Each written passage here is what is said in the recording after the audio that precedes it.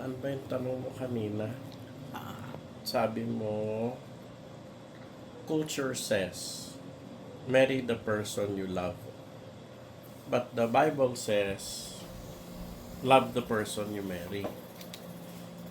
Nalilito ka ba doon? Ano yun? Ganito yung talaga. Culture says, marry the person you love. Tama naman.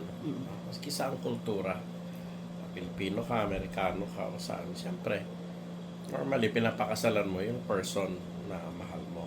Okay. Although, kung babalik tayo sa mga biblical times, meron mga panahon na arranged yung marriage. Okay. Kaya dahil arranged yung marriage, kalimitan, yung nagiging mag-asawa, hindi sila unang nagmahalan.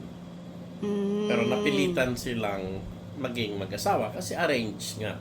Hindi niya yung love yun. marriage. Ngayon, Hindi niya love yun. Yung sa girl or simula, boy. hindi nila love. Ah.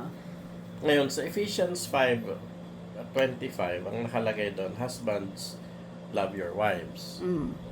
So, sinasabi talaga, ang sabi nga ng Bible, love the person you marry.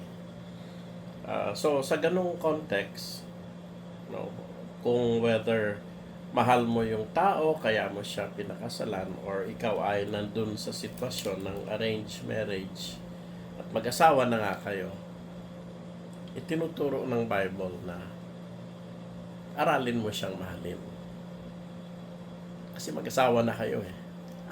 Doon yun sa culture. Sa culture ng mga Hebrews noon, Hebrews? sa mga Greek noon, sa panahon Okay. nila ng mga apostles. Pero nangyari yun even ngayon, di ba? Kung nangyari man ngayon, halimbawa, arranged marriage din kayo.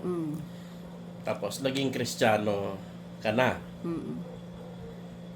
Bilang Kristiyano, itinuturo ng Panginoon na ikaw, ang Kristiyano, mahalin mo yung asawa mo. Okay.